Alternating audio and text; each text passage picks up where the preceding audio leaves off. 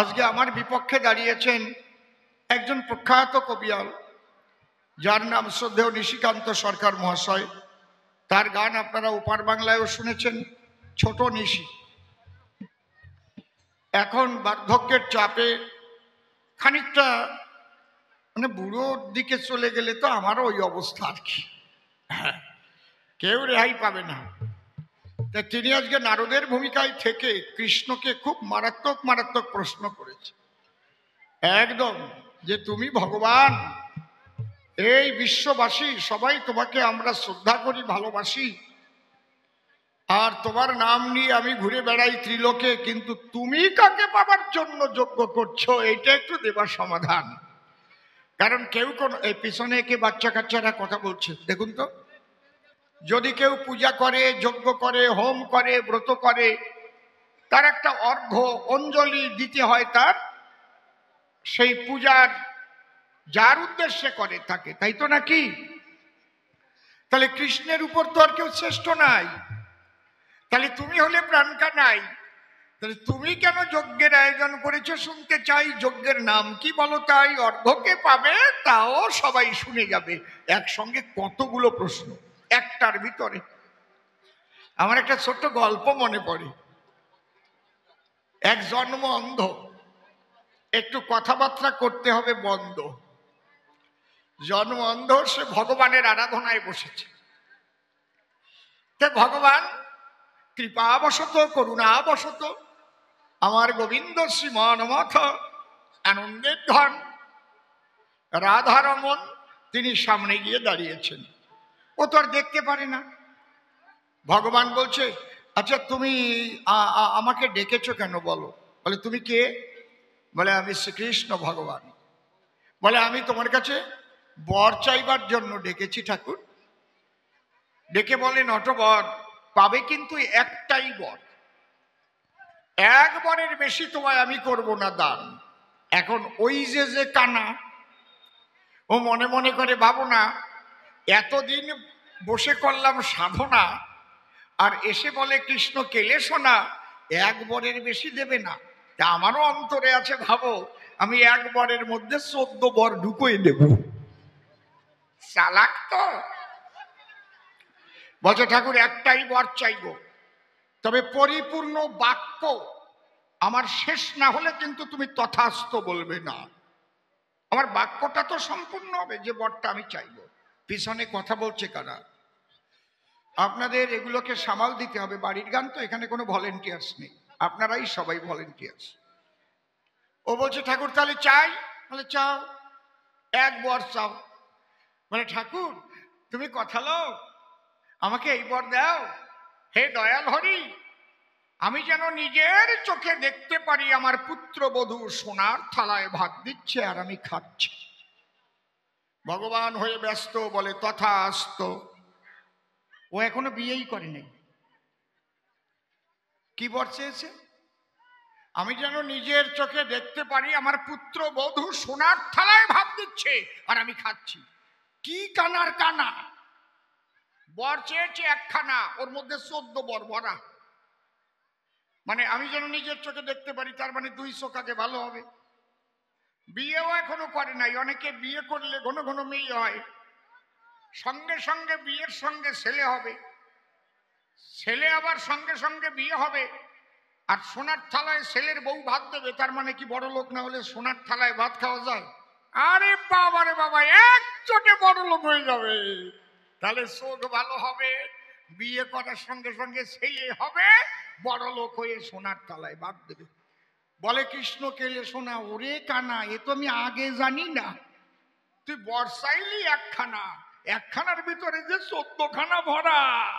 নারদের অবস্থাও তাই।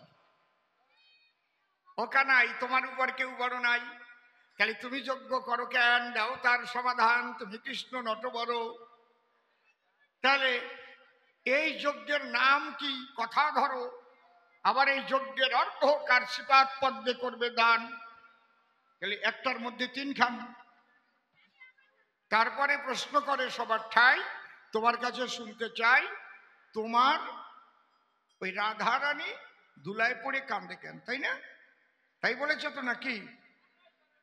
যদি আমার মনে না থাকে আপনারা একটু মনে করিয়ে দেবেন আমাকে। তাহলে এইবার আমি একটা ধ্বনি দিয়ে একটা গান গেয়ে আমি নারদের ঘাড়ের ভূত ছাড়াইয়ে চলে যাই। জয় রাধে। নাম সীতা মাতা পিতা প্রেমানন্দে একবার হরি হরি হরি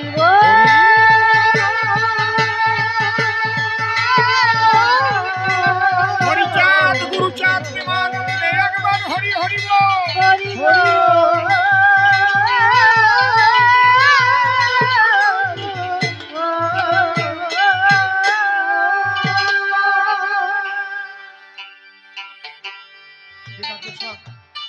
সব ঠিক আছে?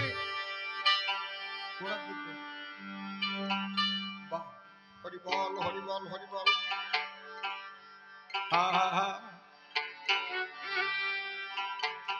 যেভাবে যে ডুব দিয়েছে সেই সেভাবে ওরে তত্ত্ব জানে। যেভাবে যে ডুব দিয়েছে সেই সেভাবে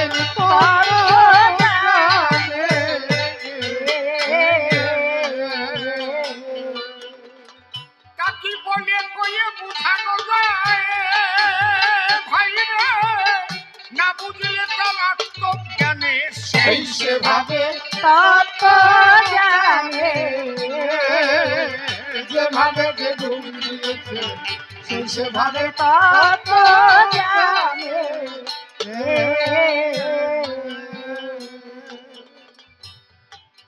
যেভাবে যে বিরাজ করে ছোট, ঠিক সেই ভাব অনুপাতে কিন্তু চাহিদা থাকে তার ভিতরে।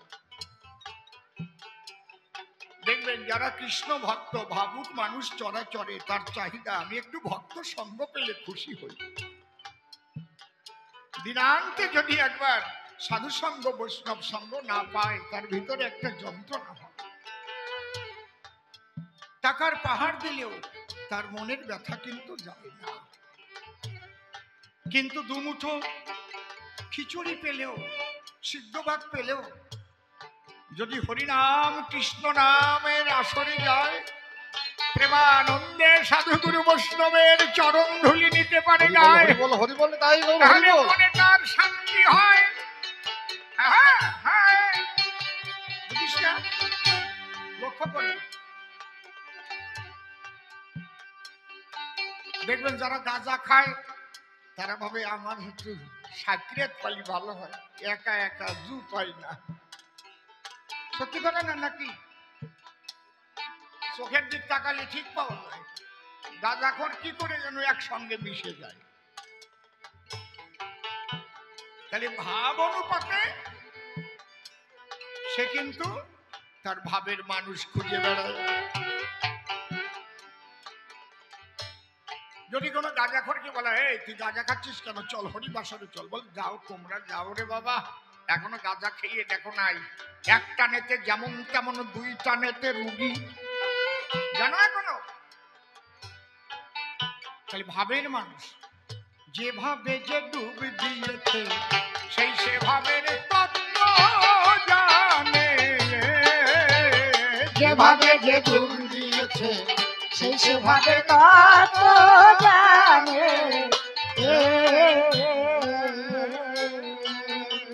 দেখবেন বিহারের ডাকাত, বিহারের ছিনতাইবাজ, বিহারের পকেট মার, তার সঙ্গে পশ্চিম বাংলার ডাকাতের সঙ্গে একটা মিল আছে। কি কায়দা!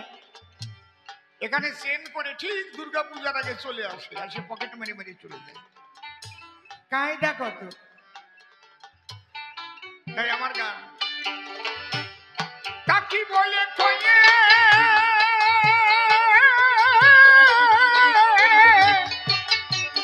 বুঝানো যায়, না বুঝলে তার আত্মজ্ঞানে সেই সেভাবে তত্ত্ব জানে। যেভাবে সেই সেভাবে তত্ত্ব জানে।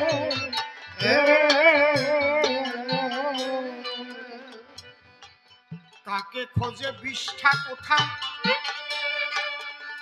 আর কোকিল খোঁজে মিষ্টি, যার যাতে হয় ইষ্ট পূজা সেই দিকে তার দৃষ্টি।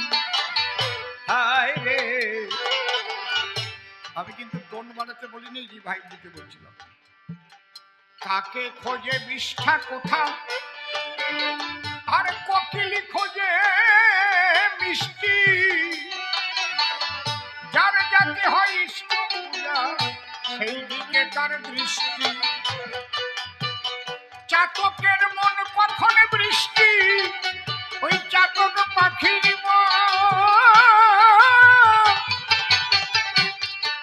আরে চাতকের মন কখন বৃষ্টি, তিনি পাখি সন্তুষ্ট কিনে সেই সেভাবে কত জানে, যেভাবে যে ডুবিয়েছে সেভাবে কত জানে।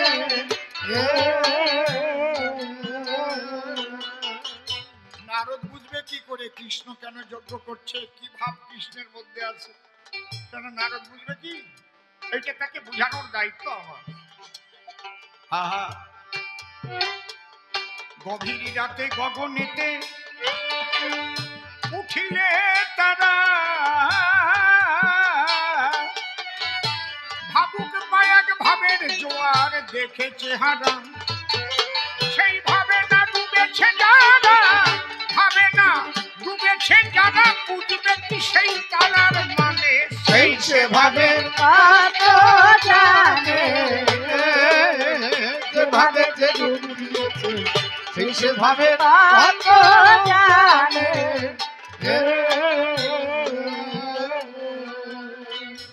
প্রেম সাগরে ডুবেছে, ডুবেছে যে জন, সেই সে জানে প্রেমের মর্ম রসিক সুজন। হায় রে, ও প্রেম সাগরে, প্রেম সাগরে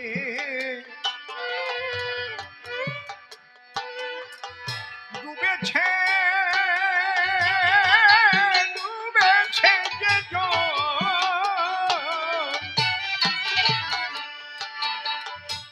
সেই সে জানে প্রেমের মর্ম রসিক সুজন।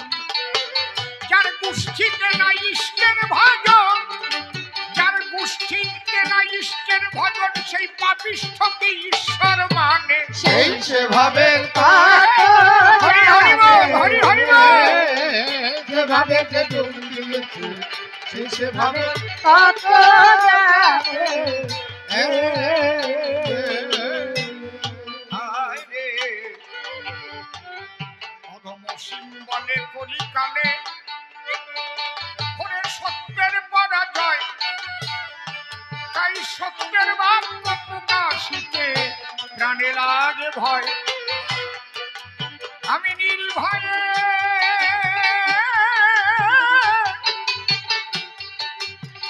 আমি নির্ভয়ে চলব বসুধায়, ভবার কৃপায় ভুবনে সেই সেভাবে হরি বল, হরি বল। জানে,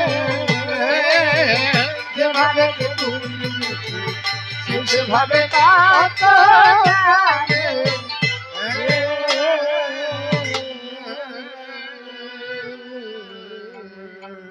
রাধা কৃষ্ণের যুগল পদ্ম হৃদপদ্মে করে আরাধ্য শুদ্ধ চিত্তাইতে হলে যে ভূমিকায় যখন ফেলে সেই ভূমিকা না নিলে কবি গানের সম্মান নষ্ট হয়।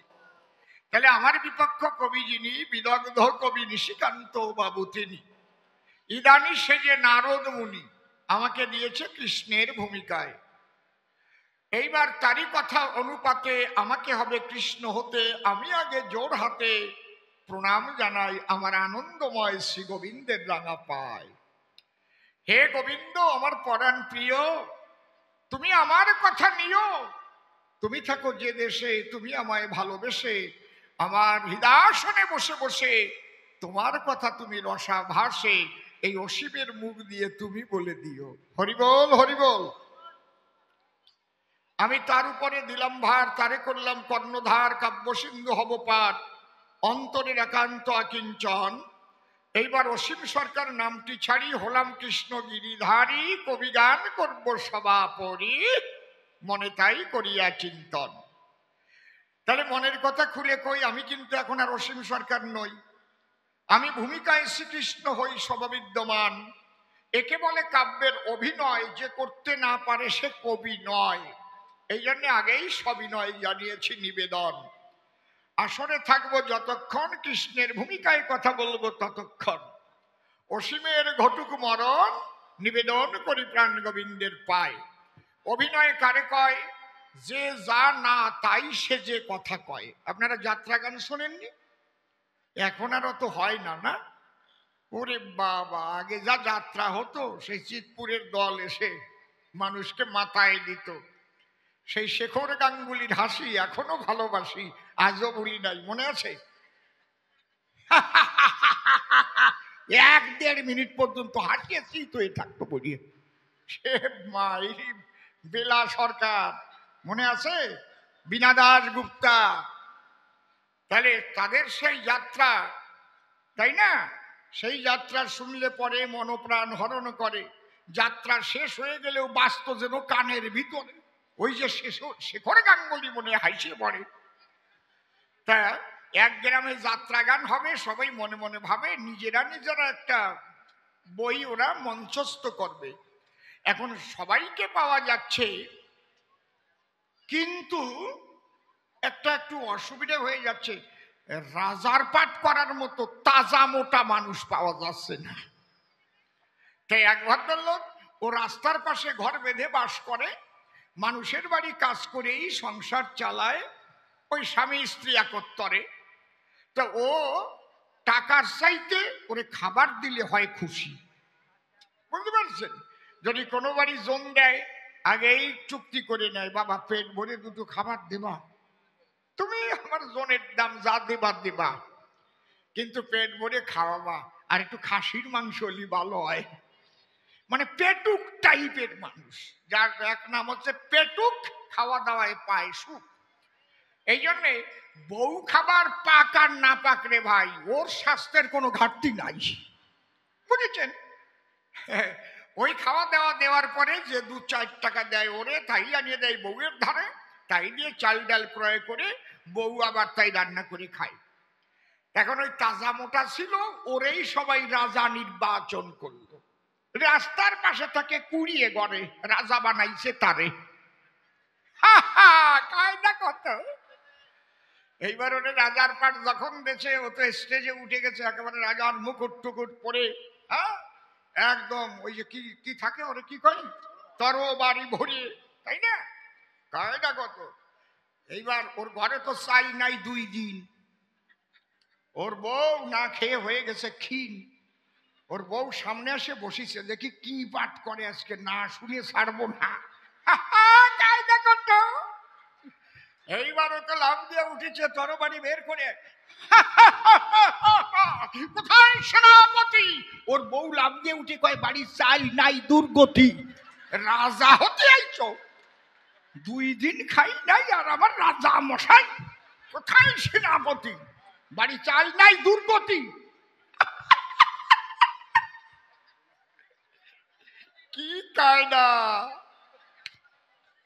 ওর অভিনয়টাই শেষ। বউ যদি লাভ দিয়ে উঠে পড়ে ওই পরিবেশ, কোথায় সেনাপতি? বউ গিয়ে বলছে, চাল নাই ঘরে দুর্গতি, তুমি এসেছো রাজা হতে? তুমি তো আমার প্রাণপতি। কেমন লাগতেছে? ঘরে যার চাল নাই রাজা হয়ে গেল, তাই আমারও অবস্থা একই রে ভাই। আমারে কৃষ্ণ কানাই বানাইছে, বুঝেছে? আমি নিজের খবর নিজের জানি না মোটে, আমি কৃষ্ণ হইছি এসে উঠে খাটে, সেই রকম হইছে। চাল নাই ঘরে যে রাজার পাঠ করে, আর আমার কোনো শক্তি নাই ভিতরে, কৃষ্ণ বানাইছে আমারে। গৌর হরিবল, গৌর হরিবল। এই চুপ কর, তোরা সব বুঝিস না আমি আইছি? বসে পড়, যাস নে, ওখানে বয়, তোরা গুড বয়, যাবি না, একদম যাবি না, বয় বয়। এই তো বসে পড়, বসে পড়। না, ওদের দেবেন না তাড়াইয়ে, ওদের বুকের মধ্যে রাখবেন জড়াইয়ে, ওদের ভালো করে গড়াইয়ে মানুষের মতো মানুষ করা চাই। আরে চা বিক্রি করা মোদি, সেও তো পাইছে ভারতের গদি। কি টালির ঘরে থাকে দিদি, সেও তো পাইছে বাংলার গদি। তাহলে ওরা যদি ভবিষ্যতে ওই রকম একজন হয়, কি সত্যি কথা না? ওদের তাড়াইয়ে দিলে হয়ে যাবে অন্যায়। ঘুমিয়ে আছে শিশুর পিতার সব শিশুদের অন্তরে, বলা যায় না ভবিষ্যতে কি করে কোন যন্তরে। এই হাজিয়া যাস কেন? এই ওর টানিয়ে বসা ওই দুধে রে।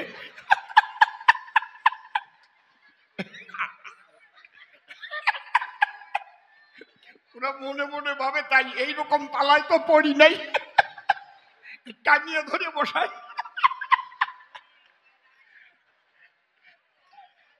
চুপ করে থাকেন সবে।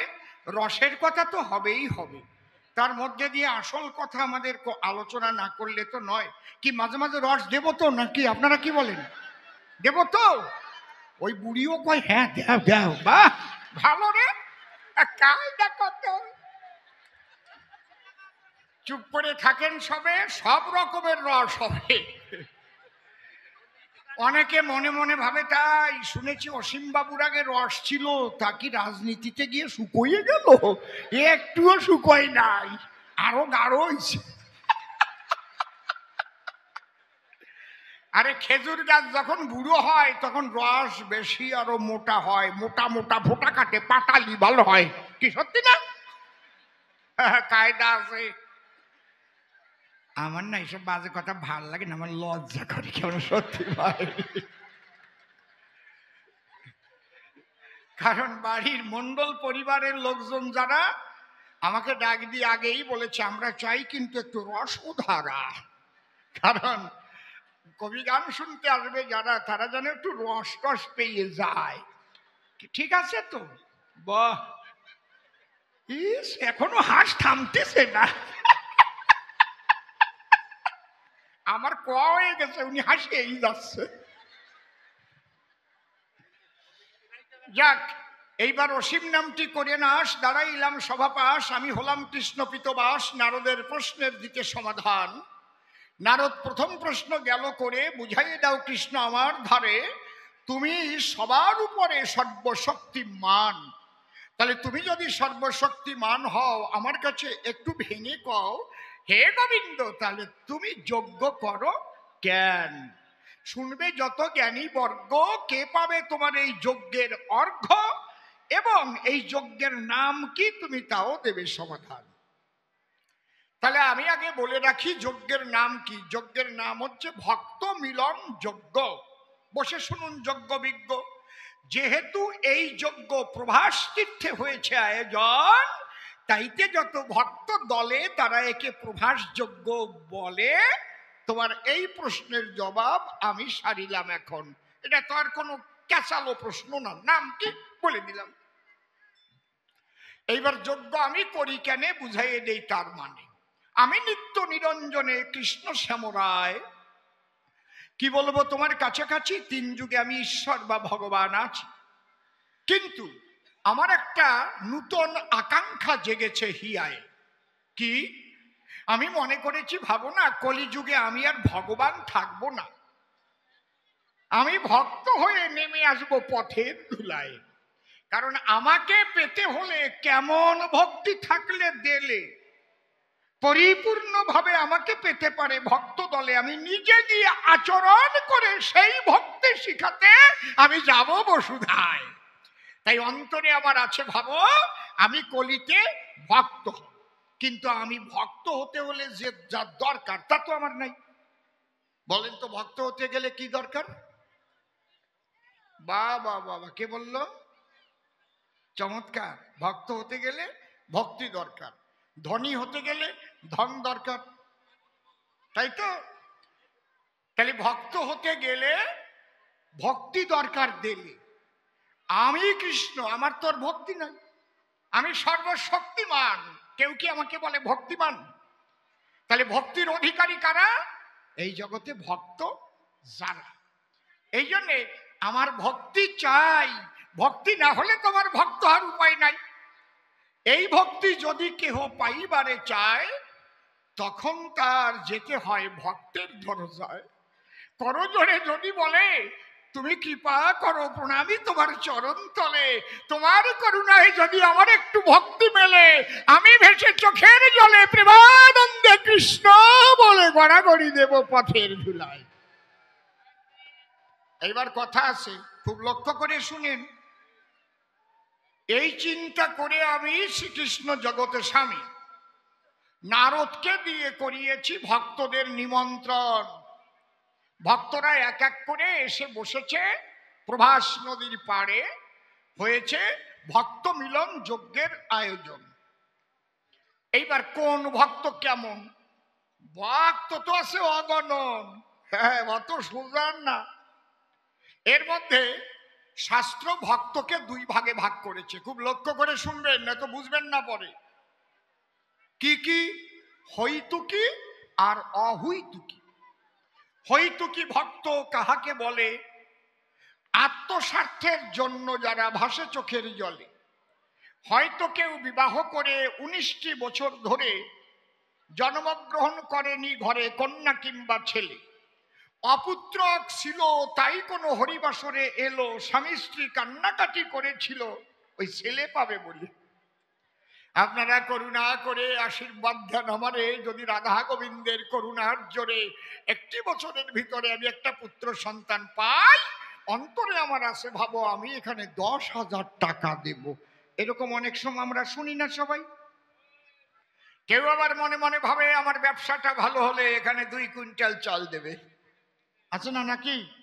তারাও ভক্ত, তারাও কৃষ্ণ নামে আসক্ত, কিন্তু এই ভক্তি বিশুদ্ধ ভক্তি নয়।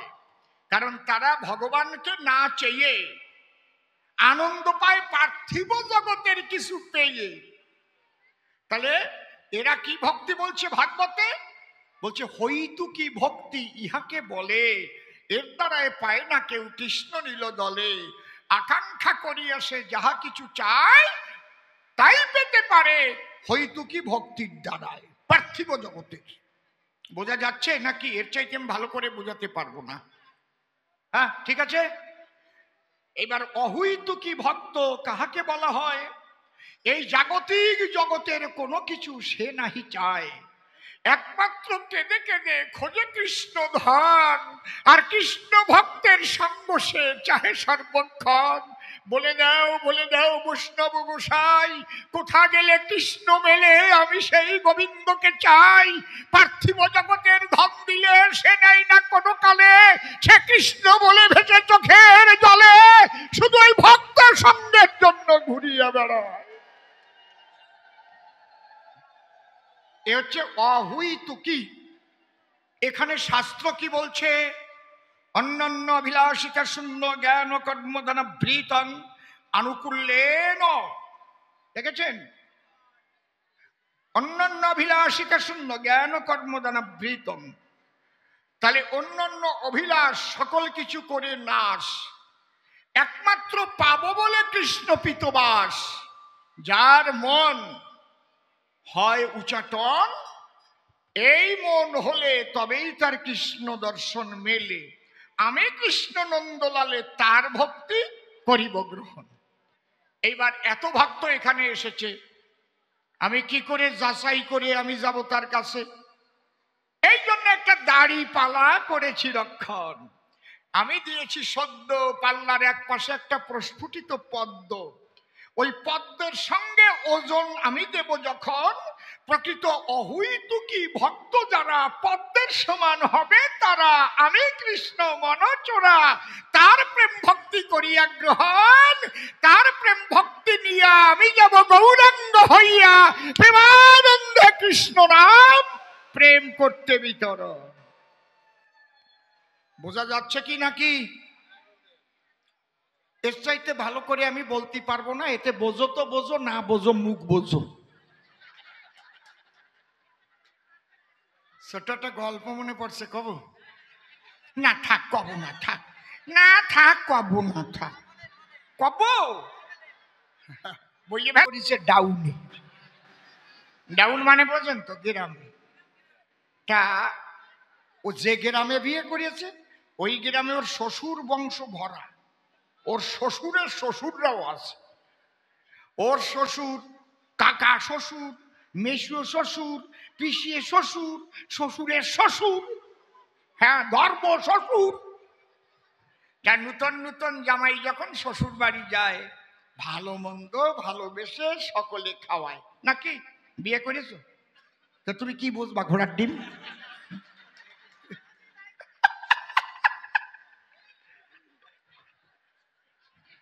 এখন কপাল পোড়া যদি কেউ হয়, তার ভাগ্যে ভালো খাবার জোটে না মশাই। যাকে এখন ও যখন টাউন থেকে ডাউনে শ্বশুর বাড়ি গেছে, সব বাড়িতে ডেকে ডেকে ওকে খেতে দিয়েছে। কোনো বাড়ি খাসির মাংস, কোনো বাড়ি মুরগির মাংস, কোনো বাড়ি কচ্ছপের মাংস, সবই করিছে ধ্বংস। ডাল কত প্রকারের, মুগের ডাল, মসুরির ডাল, মটরের ডাল, বুটের ডাল, ছোলার ডাল, কিন্তু সব ডালই ভালো ছিল। ওই একটা জিনিসও ভুল করে ফেললো, ওই কলার ডালটা যদি না খাতো অসুবিধাটা হতো না।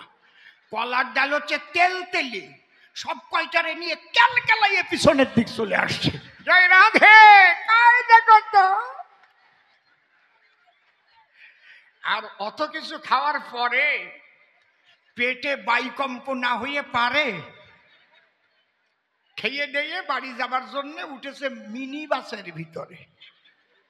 কেন, একটা বড় বাসে ওঠ যেটাই ভিড় কম, আরো অফিস টাইম, আর ভেতরে এনজয়। কায়দা কত। এখন ওই পেটের মধ্যে বাটবুট বাটবুট বাটবুট বাটবুট, আর যেই ব্রেক করেছে আর পেটে চাপ পড়েছে, তখন বায়ুকম্প বেরিয়ে গেছে।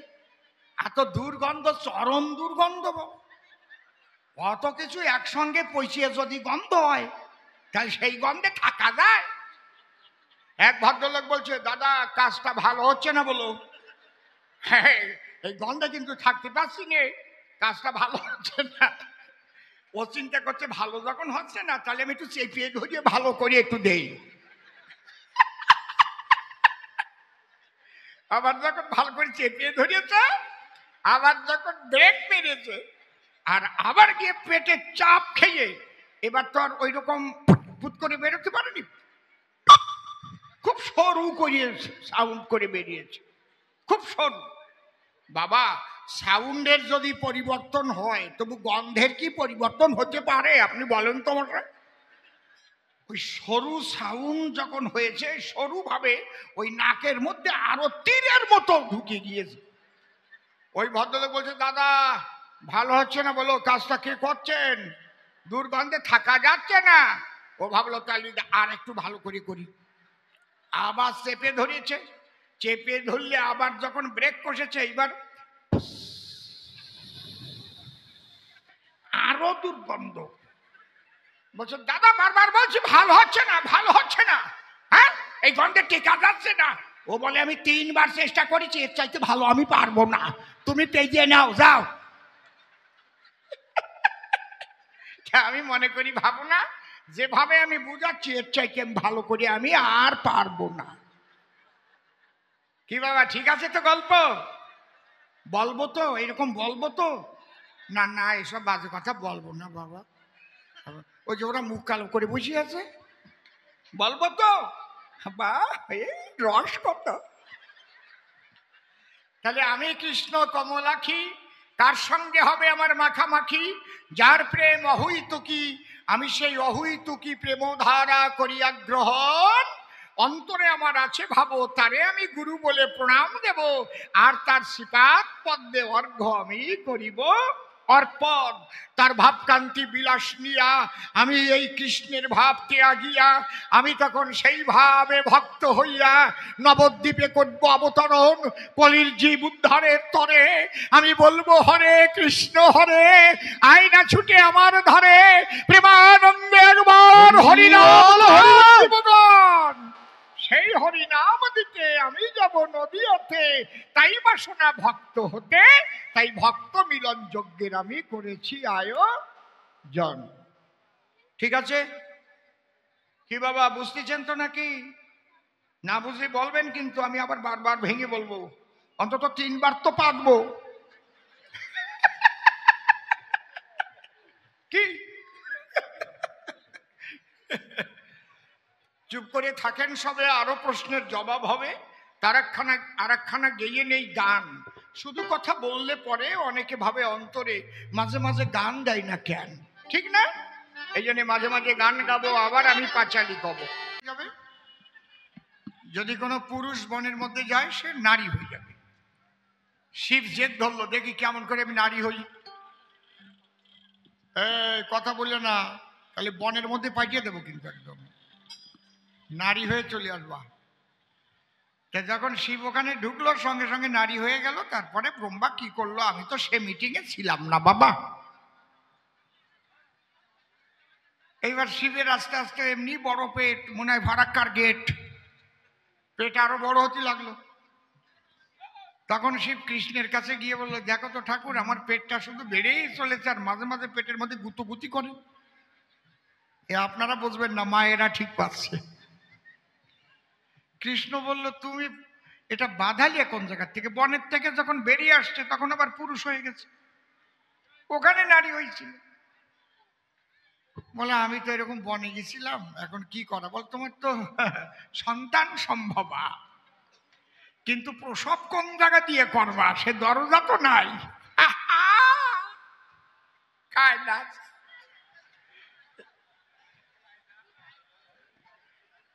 এই লোকের সামনে বলা যায়? আমার লজ্জা করে। এক ভদ্রলোকের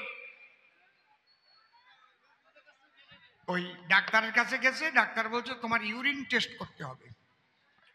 তো ওই কৌটো দিয়েছে, এখন ইউরিন রেখে, ইউরিন মানে প্রস্রাব, বোঝেন তো, ওইটা ভরে রেখে দিয়েছে, কিন্তু ওনার বউ গিয়ে ভুল করে ওটা ঢেলিয়ে ফেলেছে। ওর বউ ভাবলো, স্বামী যদি ঠিক পায় তাহলে উত্তম মধ্যম দেবে আমায়। স্বামীরটা তো ঢেলে গেছে, স্বামী আর আমি দুইজন তো আর আলাদা না। বউটা একটু ওর মধ্যে নিজের প্রস্রাব ভরে রেখেছে, আর দিবি তো দে ওই প্রস্রাব। গেছে ডাক্তারের কাছে, পরীক্ষা করে দেখে সর্বনাশ, সন্তান সম্ভবা। আমি যখন রিপোর্ট আনতে গেছে, ডাক্তার তাকাচ্ছে, রিপোর্টে কি লেখা, কে আলো রিপোর্ট নিতে। ও বলছে, ডাক্তার বাবু কি ভাবছেন? বলে, ভাবছি কি তুমি করিস কি, এ তো জীবনেও কারো হয় না। বলে, কি হয়েছে? তোমার পেটে তো সন্তান হয়েছে। ও দৌড়াতে দৌড়াতে বাড়ি গিয়ে ভুট হয়ে শুয়ে কান্নাকাটি করছে। ওর বউ বলছে, কি ব্যাপার? আর বাঁচবো না কেন? কয়, ডাক্তার এই যে ইউরিন টেস্ট করেছে, ডাক্তার বলে আমি নাকি প্রেগনেন্ট। ওর বউ তো জানে ওই রিপোর্টের মানে, ওটা তো স্বামীর মাল না।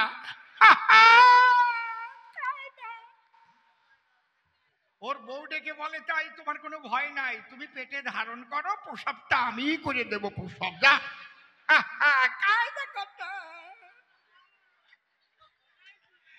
আমার না এসব বাজে কথা ভালো লাগে না, আমার লজ্জা করে কেমন, সত্যি ভাই। আমি না ওই ধরনের মানুষ না, তো এইসব কথা বলতে পারি না। এখন শিবের তো এই অবস্থা। তখন কৃষ্ণ দিল ব্যবস্থা, ঠিক আছে আমি তোমাকে সিজার করে বের করে দেব। কৃষ্ণ দিল তলপেট চিরে, ওই জায়গায় দিয়ে নারদ মুনি ধপাস করে পড়ে। পড়েই বলছে, মা মা। শিব করে, মানা, আমি পুরুষ মানুষ, আমাকে মা বলিস না, 2 মা জোড়া দে, মা মা মা মা মা মা, এই জন্য মামা কয়। কি করাই বলে না, ওকে আজকে খেতে দেবেন না। মিথ্যা কথা বলে, কি খারাপ কথা বলছি বাবা? আমি বলতে চাচ্ছিলাম না, এখন দেখলাম না বললে তো মানুষ তো জানবে না, এটা জানানোর দরকার। ও পদার্থ কোন জায়গার থেকে জন্ম নিয়েছে, সারা জীবনটা ভরে আমাকে জ্বালিয়ে খেয়েছে। বসেন, এবার আমি একটা গান ধরি। আমাদের আবার অধিবাস কীর্তন আছে, তো 9টার মধ্যে আমাদের গান শেষ করার কথা ছিল। আমি চেয়ে আধা ঘন্টা ভিক্ষা করে নিয়েছি। হরিবল হরিবল। অসীম নীল আকাশ।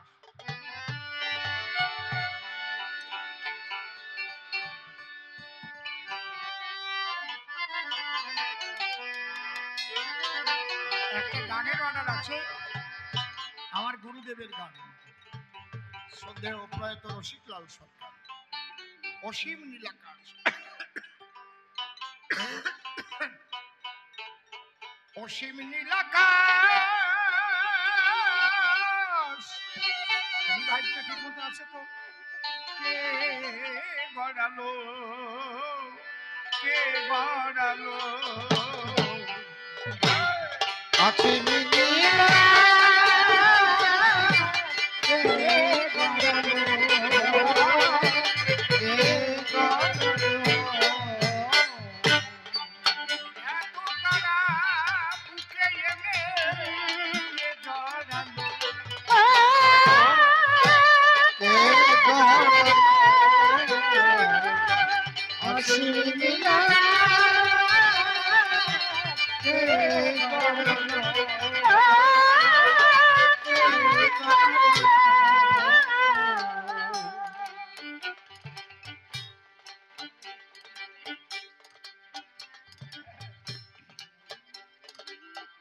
এই গানটা আমার গুরুদেব লিখেছিলেন, আমি বহুবার ওনার কণ্ঠে গাইতে শুনেছি। সব জায়গায় অর্ডার পাই না, আজকে যখন কাগজে লিখে দিয়েছে ভাবলাম যে ভদ্রলোক লিখেছে নিশ্চয়ই আমার গুরুদেবের মুখে গানটা শুনেছেন তিনি। আমার গুরুদেব অমন কবি আর জন্ম নেবে কিনা জগতে আমি জানি না। রসিক বাবুর মতো অলেস স্কয়ার ছিল, যেমন আধ্যাত্মিক চেতনা সম্পন্ন তেমন জাগতিক রস সম্পন্ন, সাধনায় উন্নত, সমস্ত কিছুর মধ্যে থেকেও তিনি কিছুর মধ্যেই যেন থাকতেন না। ওনাকে চেনা অত সহজ না।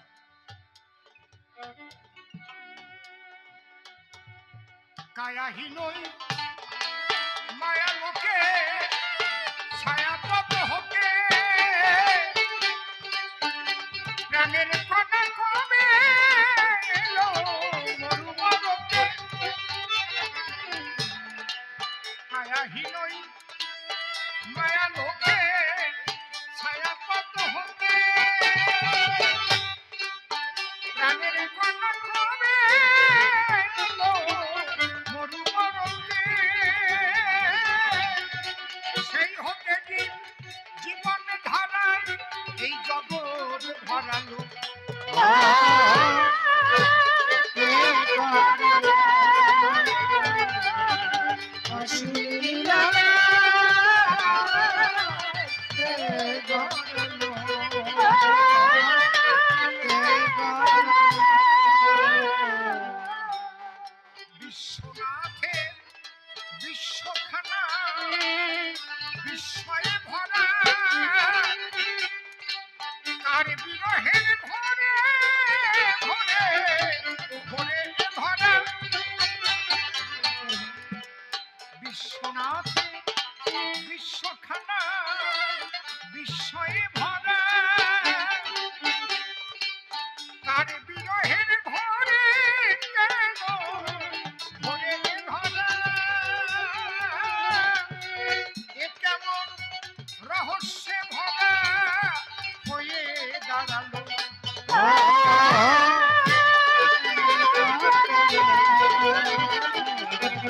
অসীম নীলা কে গড়ালো, কে গড়ালো।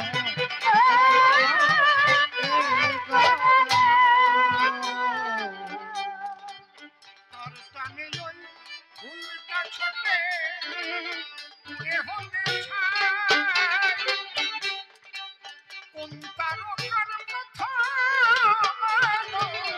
আজও আসে নাই। তার টানে ওই ফুলটা ছোটে উড়ে হতে ছাই, কোন তারকার কথা আজও আসে নাই। এ রহস্য আমরা খুঁজে না পাই, কিসে কি হলো। কে গড়ালো, অসীম নীলা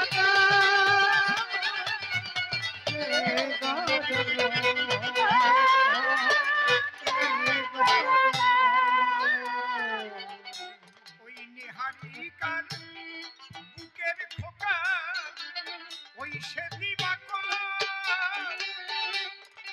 তার বিরহে জ্বলে জ্বালায় সারা জীবন ভর নিহারিকা বুকের খোকা ওই সে দিবাকর কার বিরহে জ্বলে জ্বালায় সারা জীবন ভর তার টানে সে চাঁদের উপর তার কিরণ ছড়ালো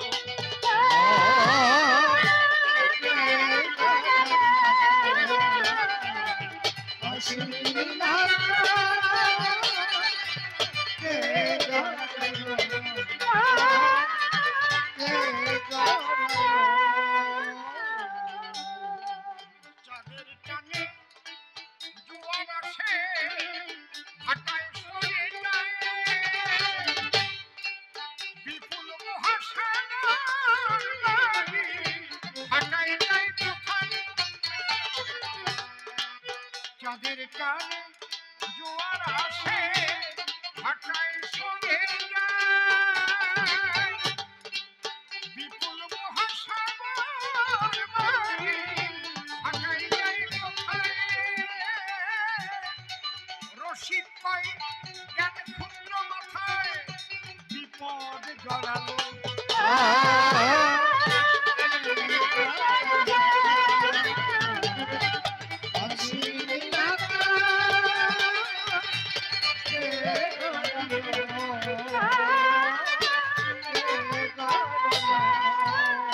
আরে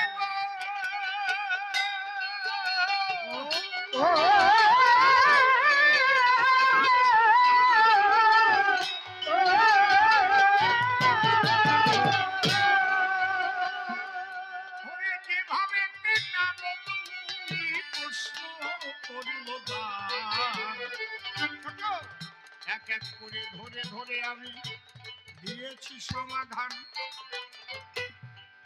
আবার নূতন করে এসে নূতন প্রশ্ন দেয় আমার নাকি বিয়ে করাবো একটাও নয় 16,000 নারীকে আমি গো এনেছিলাম নাকি ধরে ছোট এত বড় বাজে কথা তুমি কেন বললে আজ আমারে নরকাসুর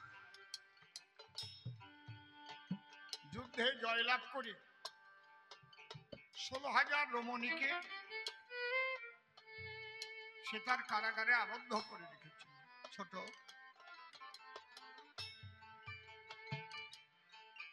আমি সেই নরকাসুরকে বধ করব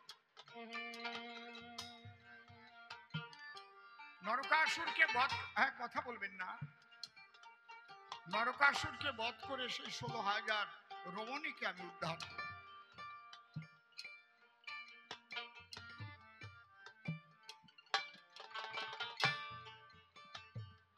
উদ্ধার করার পরে ওদের যার যার ঘরে পাঠিয়ে দেই কিন্তু সমাজ তখন এমন ছিল ওদের আর কেউ বাড়ি ঢুকতে দিল না যে নরকাসুর নিয়ে গেছিল চরিত্র ভ্রষ্ট হয়ে গেছে বাবা তারা তো ইচ্ছে করে যায়নি আমরা অনেক সময় দেখি যুদ্ধ করতে এসে কারণ ওই ওপার বাংলায় যখন পাকিস্তানে পশ্চিম পাকিস্তানের ওরা যুদ্ধ করেছিল বহু নারীকে ওরা এইভাবে অন্যায় অত্যাচার করেছে সেই নারীকে যদি আবার ছাড়িয়ে আনা হয় তাহলে তাকে যদি বর্জন করা হয় সে যাবে কোথায় তারা সবাই মিলে একত্রে তখন আমার কাছে আসে 16,000 রমণী তখন চোখের জলে ভাসে সমাজ থেকে বহিষ্কৃত আমরা গো আমরা এই 16,000 নারী আমাদের একটা গতি করো তুমি ওগো শ্রীহরি, আমি তাদের সামাজিক স্বীকৃতি দিলাম। যাও, তোমাদের যখন সমাজ থেকে বহিষ্কৃত করেছে, তোমরা সবাই আমার কাছেই থাকো। এটা কি কম কথা? সামাজিক স্বীকৃতি দিয়ে আমি তাদের গ্রহণ করলাম। এই নাও।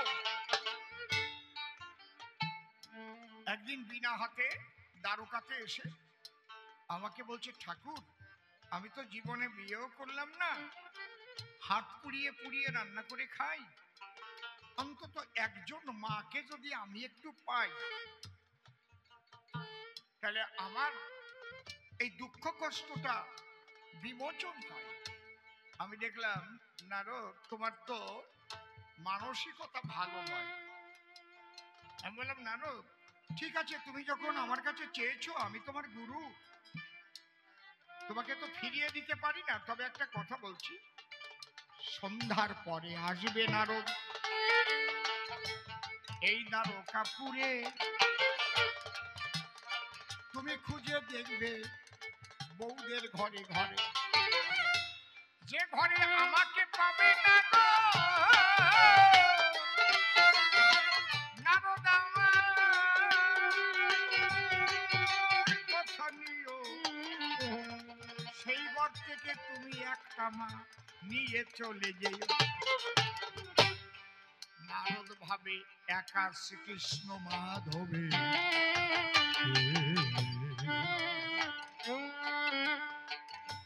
আর 16,108টা ঘর, কয় ঘরেতে থাকবে আমার কৃষ্ণ নটবর। বিনা বাজালে কর বাজালে, ওই নারদ মুনি ধায় দ্বারকাতে এসে দাঁড়ালো ঠিক সন্ধ্যা বেলায়। সন্ধ্যার পরে আমি রুক্মিণীর ঘরে ওই দ্বারে যখন যায়, গিয়ে দেখে শ্রীকৃষ্ণ রুক্মিণীর খাটে বসা হয়। ওখান থেকে নারদ মুনি তখন সত্যভামার ঘরে গেল। ওখানে গিয়ে নারদ আমাকেই দেখতে পেল। নারদ মুনি বলে, ডাকি, ওগো কৃষ্ণ কমলাকে, দেখিয়া মানি বিস্ময়, তোমার কি তলা দিয়ে কোনো সুরঙ্গ করা হয়? ওই ঘরে দেখে এই ঘরে এলাম, আবার এই ঘরে তোমায় দেখি, ওই সুরঙ্গ দিয়ে মনে হয় তাড়াতাড়ি এসেছো তুমি ঢুকি। আমি বললাম, যা দেখ, আর দুই এক ঘরে যা। জাম্ববতীর ঘরে যখন নারদ গিয়ে মারে উকি, দেখে জাম্ববতীর খাটের পরে কৃষ্ণ কমলাকে। নারদ বলে, দেখে দেখে আমার গো ধাঁধা লেগে যায়, তোমার স্ত্রীর সঙ্গে বেঁধে রাখবো কৃষ্ণ কালোকায়, তোমাকে আমি এখানে বেঁধে রেখে যাবো। বাট যখনই আমি আদেশ দিলাম, স্বয়ং শ্যামচাঁদে নারদ মুনি আমার বউয়ের সঙ্গে কসম দিয়ে বাঁধে। এক ঘরেতে বেঁধে রেখে সারা রাত ঘুরে ঘুরে মনের সুখে নারদে লেগে গেছে ধাঁধা। দেখে 16,108 ঘরে এক অবস্থায় বাঁধা। এক ঘরে বেঁধে রেখে না কৃষ্ণ কমলাকে, এখন 16,108 ঘরে আমি বান্ধা দেখি।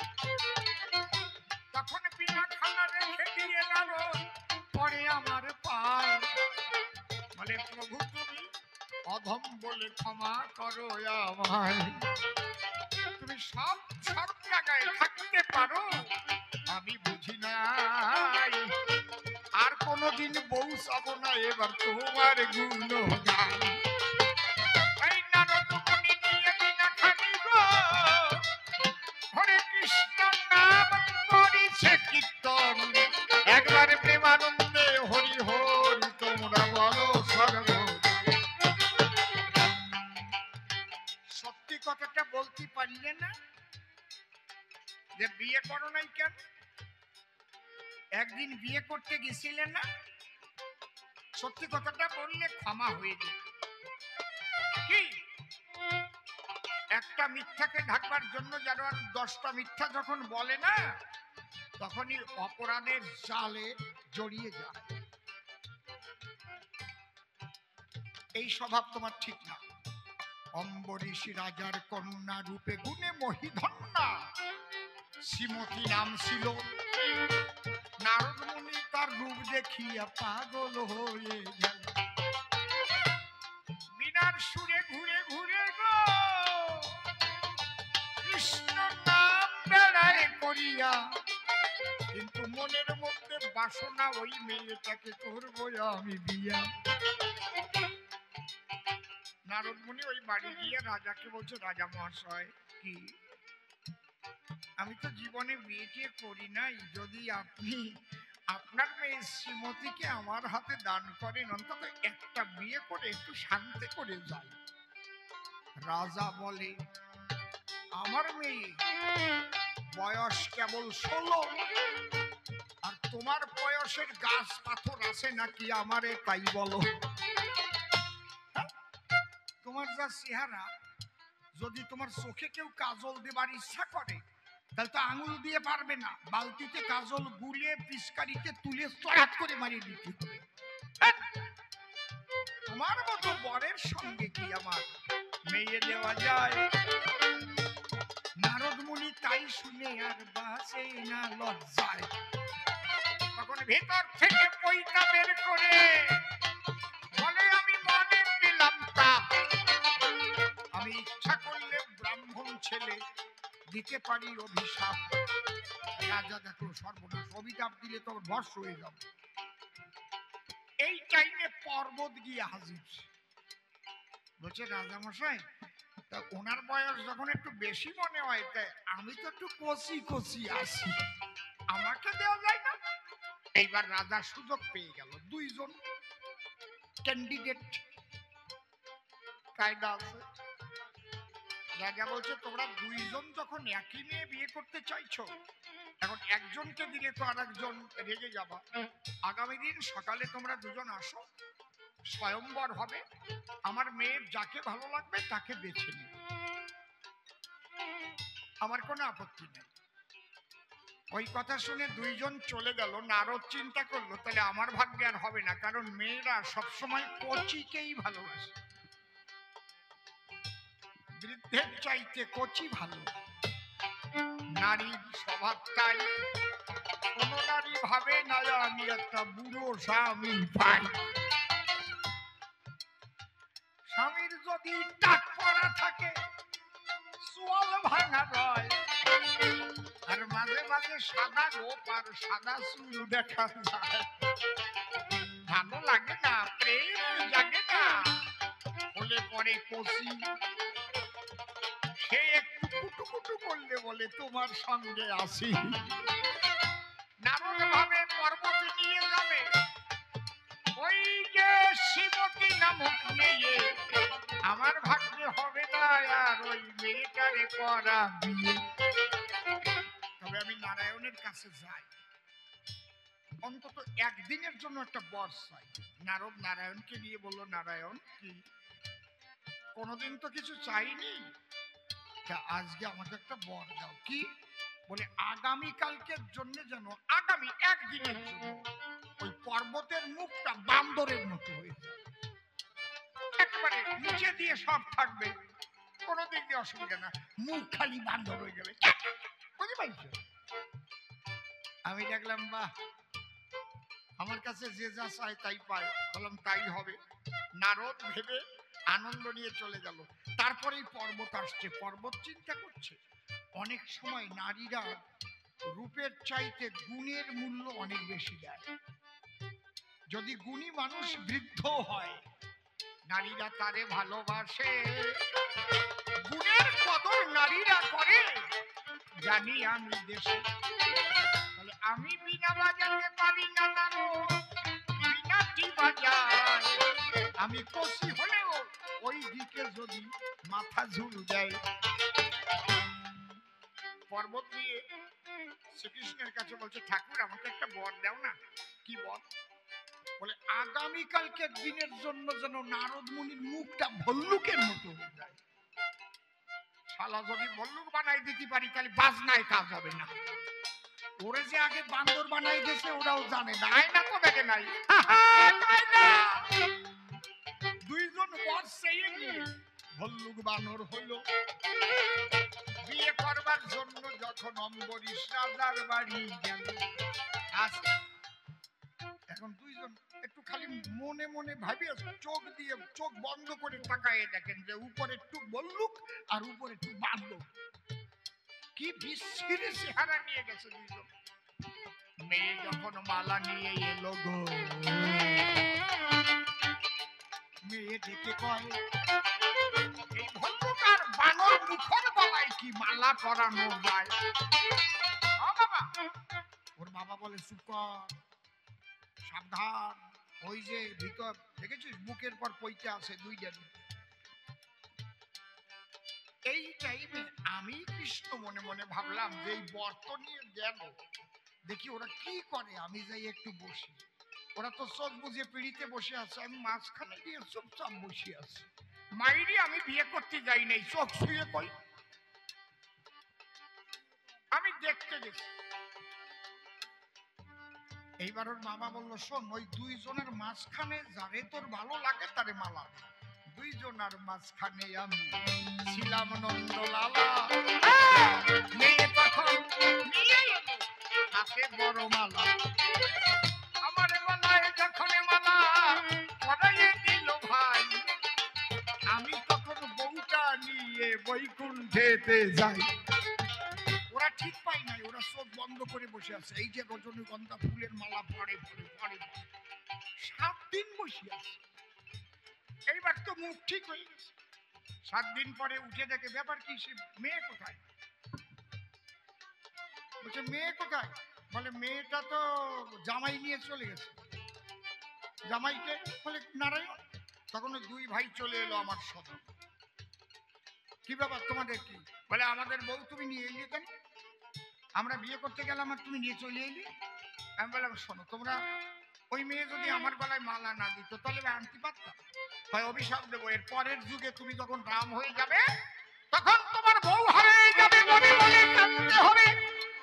আমি বললাম দাঁড়াও দাঁড়াও দাঁড়াও দাঁড়াও দাঁড়াও, যখন অভিশাপ করিয়েই দিলে, আমার যখন বউ হারিয়ে যাবে, আমার যখন কাঁদতে হবে, তোমরা দুই ভাই ওই ভল্লুক বানর হয়ে গিয়ে সেই বউ তালাশ করে দেবে। যাও, এই রামের সঙ্গে ভল্লুক বানর এই জগতে ছিল একবার রামানন্দে প্রেমানন্দে। যাক আমাদের আর সময় নাই, মনে আছে ভাবো, এইবার আমরা মিলন গিয়ে পালা শেষ করিব। হরিবল হরিবল।